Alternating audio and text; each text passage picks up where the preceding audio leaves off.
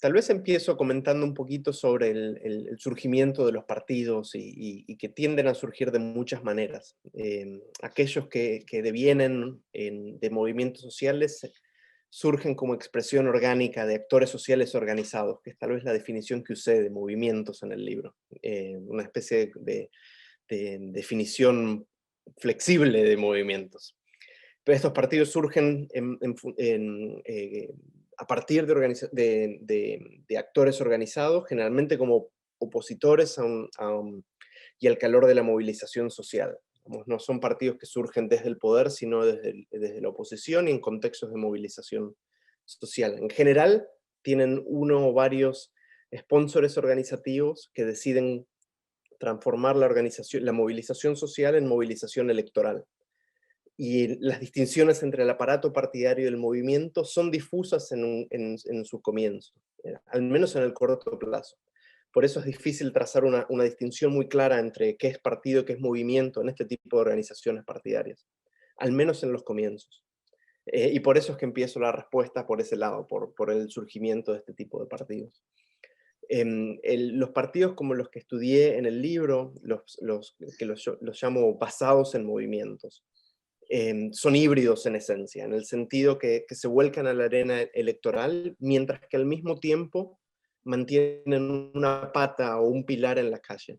Los candidatos, por ejemplo, los líderes del partido suelen salir de movimientos sociales en lugar de pertenecer o ser parte de una casta política más profesionalizada y alejada de la movilización.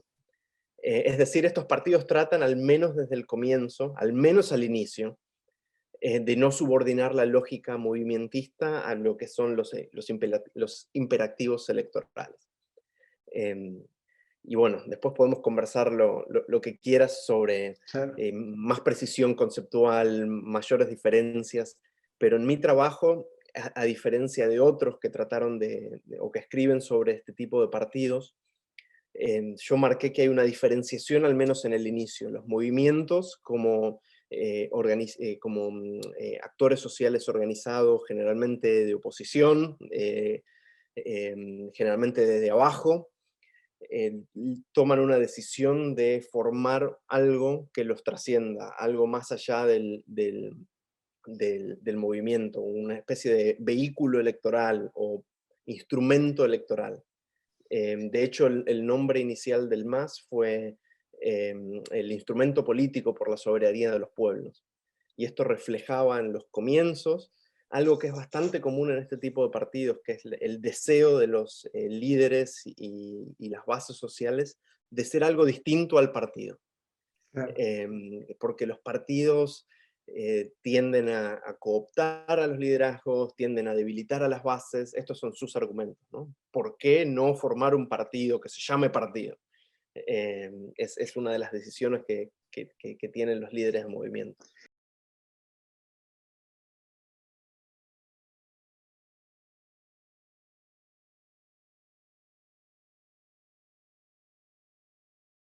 Muy buena. Me encanta pensar esta pregunta. Fue de hecho tal vez la pregunta que más me interesó en mi trabajo. No explicar el surgimiento de estos partidos, sino explicar la evolución, la trayectoria, el desarrollo organizativo. Em, pero tal vez puedo empezar de nuevo por los orígenes, Por ¿no? favor. Tal vez vale aclarar que la transición de movimiento a partido no es igual para todos, en principio. Y esto Mm. es importante. Tal vez hay que notar que hay varios caminos para la construcción de estos partidos. Entonces, no todos los movimientos deciden lanzarse a la arena electoral de la misma manera y no todos construyen partidos de la misma manera. Eso es tal vez para notar desde el principio. Tampoco todos siguen un modelo de desarrollo organizativo como unilinear o preestablecido, ¿no? Con un fin predefinido de antemano. Pese a que hay una rama de la literatura que estipula que van a terminar todos de alguna manera, como oligarquizándose, centralizados, burocráticos y demás.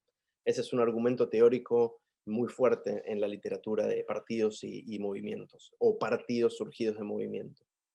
En mi lectura, no todos siguen esa trayectoria preestablecida, mientras algunos en su desarrollo se van convirtiendo en maquinarias electoralistas o en partidos más profesionalizados, otros logran mantener estructuras organizativas menos jerárquicas, un poco más horizontales, que permiten participación democrática desde abajo. Podemos conversar si hay interés sobre cuáles son algunos de los determinantes de estas trayectorias distintas, pero al menos en el mapeo, lo que uno ve en el terreno empírico es que no hay un camino preestablecido ni único. Em, es importante también, aprovecho esta pregunta para marcar que la transición de partido, de movimiento a partido no es algo que se dé siempre.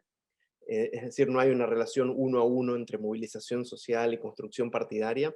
Hay mucha más movilización social que partidos que surgen de ahí, y que estos partidos, al mismo tiempo, no todos desarrollan estructuras horizontales y democráticas y participativas, pese a que casi todos los que estudié se lo plantean como su horizonte organizativo. Digamos, no, me cuesta encontrar uno de estos partidos que se plantee la construcción de un partido jerárquico desde el comienzo. Todos en general surgen con la promesa de democratizar la vida partidaria, generar mayores instancias de participación, etcétera, etcétera. Es decir, cumplen o comparten un compromiso con democratizar la vida interna. Pero no todos logran mantener estas promesas, vamos a decirlo así. No todos desarrollan espacios de participación desde abajo que permitan traducir esas demandas, esas promesas en políticas públicas, por ejemplo.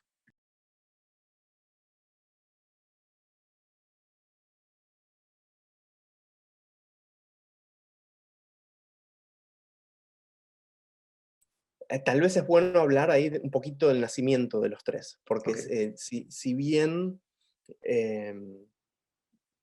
los tres surgen de movimientos, son forjados por movimientos sociales en su nacimiento.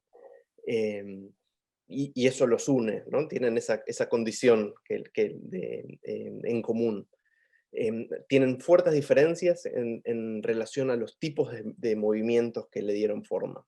Eh, en el caso, hay varios puntos para destacar en esta dimensión. En el caso del MAS, que es el que más estudié, el estudio de caso sobre el cual se basa el libro, tiene ciertas singularidades que lo hacen interesante en perspectiva comparada.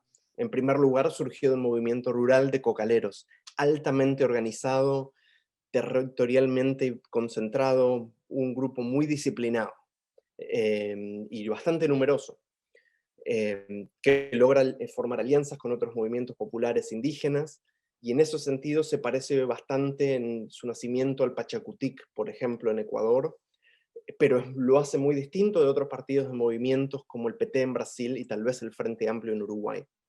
Estos surgieron de movimientos sociales urbanos, entonces hay una distinción rural-urbana.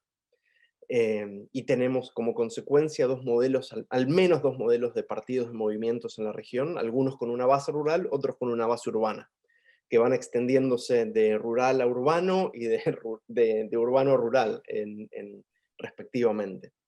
El MAS, em, tal vez para continuar hablando un poquito de las diferencias, si bien surge de movimientos rurales y tiene como corazón y anclaje rural, logra construir mayorías electorales en un país mayoritariamente urbano muy rápido, a 10 años de su nacimiento.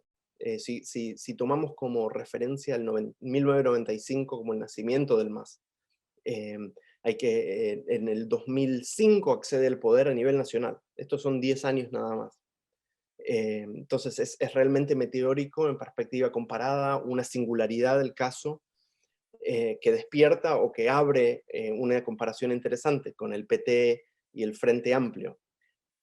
De nuevo, con surgimiento en movimientos o con base en movimientos, esta vez urbanos, pero que logran acceder al poder con estructuras mucho más maduras, con 20 años y más de experiencia, como, compitiendo por el poder, ejerciendo el poder a nivel subnacional por mucho tiempo, desarrollando experiencia de gestión, moderando su programa, construyendo alianzas con fuerzas políticas de todos los colores, especialmente en el caso del PT. Y estas son diferencias interesantes a considerar. Yendo de nuevo a la pregunta, volviendo de la tangente. Hay diferencias, hay similitudes en la premisa de que surgen de movimientos. Hay diferencias con respecto al tipo de movimientos. En tipo de coalición rural-urbana que le dieron fortaleza organizativa, y también en el timing, en la distancia, en la distancia entre su nacimiento y el acceso al poder a nivel nacional, que genera distintos tipos de evolución organizativa. En el caso del PT, por ejemplo, en Brasil, los imperativos electorales empujan al PT cada vez más hacia el centro y a consolidar estructuras organizativas cada vez más piramidales y verticales. Lo interesante acá en esta comparación es que el Frente Amplio también tuvo un proceso muy lento de maduración organizativa, en la cual desde su nacimiento hasta su acceso al poder a nivel nacional compite, gana elecciones, gobierna en Montevideo. ¿Y por qué no desarrolla esta estructura jerárquica como el PT? Es la pregunta. Y ahí tal vez el libro de los colegas Rosenblatt, Pérez Betancourt y Piñeiro nos puede dar pistas, que lo usé bastante en mi trabajo, para pensar cómo el desarrollo de estructuras partidarias que permiten cierta incidencia o capacidad de incidencia de las bases, permitieron reproducir la estructura más abierta del Frente Amplio. Entonces no es solo el tipo de movimiento el que determina la trayectoria organizativa, no es solo el timing o la diferencia de tiempo entre el nacimiento y acceso al poder, pero hay algo sobre las estructuras organizativas que está jugando un rol. En el caso del MAS, lo interesante es que logra desarrollar o reproducir su modelo genético movimentista eh, sin tener estructuras partidarias consolidadas. En el caso del MAS, la falta de esas estructuras son las que permiten a las bases sociales moverse con cierta autonomía relativa, con cierta independencia, y reproducir el código genético a lo largo del tiempo. Al menos esa es la historia que conté en el libro.